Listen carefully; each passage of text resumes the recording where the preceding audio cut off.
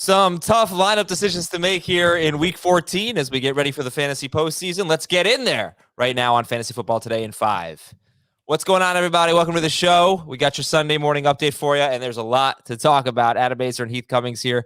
Where else would we start than the Detroit Lions running backs with no DeAndre Swift, and he might go on IR, and no Jamal Williams today? What does it look like? Who is your favorite Lions running back, Heath? I really hope that you don't have to start a Lions running back or a Jets running back or a Texans running back or a 49. Like there's a whole bunch of teams, that the Bills, the Panthers, that you don't have to start these guys. But if I had to choose one, I think I'm going to go with Jamar Jefferson, just because I know Godwin Igwebuike is going to probably play more on passing downs and in the hurry up.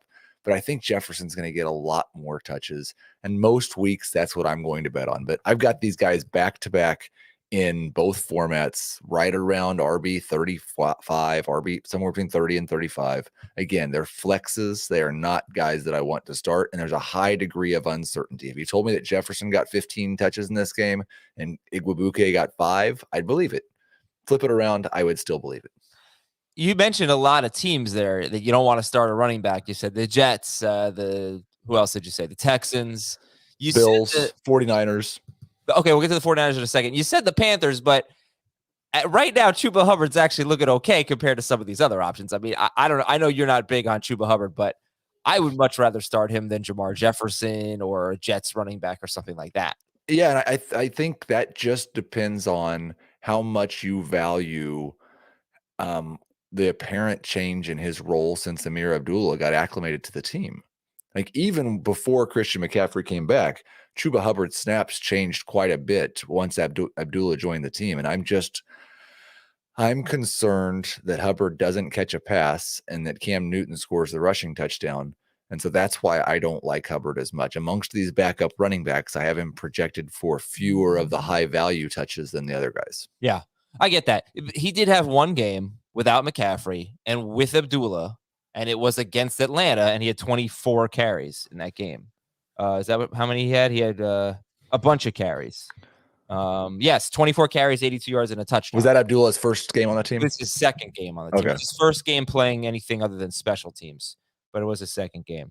But it's not a great option because, you know, with Cam, you lose you have a much lower chance of a touchdown. And that's the running back landscape this week. Now, it doesn't look like, as of right now, it doesn't look like Tony Pollard's going to play. So if you have Zeke and you're talking about all these other crummy situations, obviously you start Zeke. But talk about San Francisco, because this was, I think, something that seemed sort of exciting at one point. And now DEEBO looks like he's going to play, and Wilson and Hasty. So what does San Francisco look like? Yeah, it was sort of exciting for me when I thought DEEBO and Wilson were not going to play, because then we knew that Hasty would just get a bunch of touches. There wasn't anybody else in the backfield except for Brian Hill, who they just signed. But now you look at it, and I think you have to expect that DEEBO is going to get somewhere between 3 and 6 carries. You're probably going to get somewhat of a split between Wilson and Hasty. I don't think Wilson's going to catch passes. I do think Wilson's more likely to score a touchdown than someone like Chuba Hubbard. So that helps him out a little bit. But I want to start DEEBO as a top 15 wide receiver.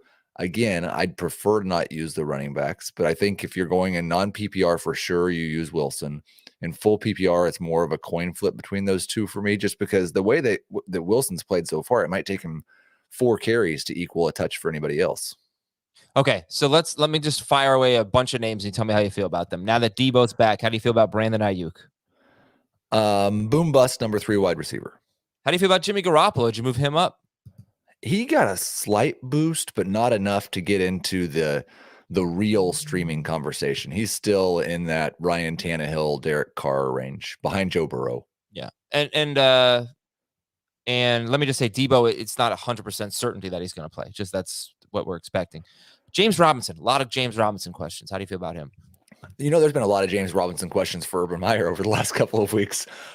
This is kind of outside of what I normally do, but I'm leaning on the assumption that Urban Meyer is tired of answering James Robinson questions and tired of literally everyone talking about how he's a fool for playing Carlos Hyde over him so regularly.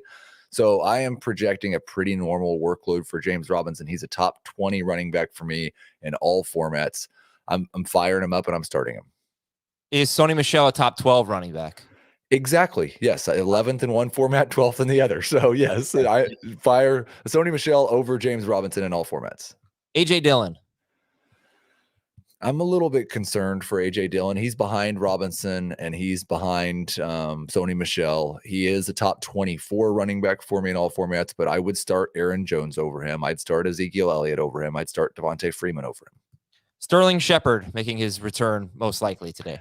He is my favorite Giants wide receiver this week, and that is the nicest thing I can probably say about him. Borderline number 3 option, better in full PPR than in non-PPR. I would still start Ayuk over Shepard in all formats, but I'm starting Shepard over guys like Donovan Peoples-Jones, Jalen Guyton? How about Jalen Guyton? I would start Shepard over Guyton. Okay. How about Justin Herbert? You feel good about him? No Keenan Allen. Yes, Mike Williams. I feel better about him than when I didn't think Mike Williams was going to play, but Herbert's a low-end starter for me. I would start Taysom Hill over him. That's really the only streamer I'd start over him. Ricky Seals-Jones for the Washington football team.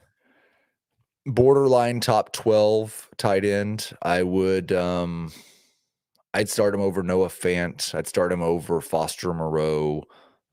Basically, I'd start him over Gerald Everett, but I've got all the typical starters ahead of him. All right, let me answer some questions here real quick. Knox or Ertz? I would go with Knox. Robinson or Montgomery, PPR? I've got James Robinson one spot higher. Non-PPR, DK Metcalf, Ayuk, Jerry Jeudy. I would go DK and then Ayuk and then Jeudy. Similar question. Ayuk, Julio Jones or Mooney? Let's see where you have Julio. Unless we get some report before kickoff that he's going to be on a pitch count, I'm just projecting a full workload for Julio, and that puts him ahead of both these guys for me. Jeff Wilson or Zeke? Zeke by a considerable margin for me, which I probably just jinxed Zeke. DEEBO or T. Higgins? That's the guy, because like projections wise, I have DEEBO projected as a top 10, top 8 wide receiver, and I pulled him back a little bit since it's his first game back, but I didn't pull him back that far. I've got DEEBO over Higgins. All right, and then I'll ask you separately: Ricky Seals-Jones or Austin Hooper or Jared Cook? Who's the best streaming tight end? I'm going to go with Austin Hooper. I think he should probably see 6 or 7 targets in this game, and he's a top 10 tight end for me. That's Heath Cummings. Thanks for staying to this extended edition of Fantasy Football Today in 8. And good luck, everybody, in Week 14. We will talk to you later.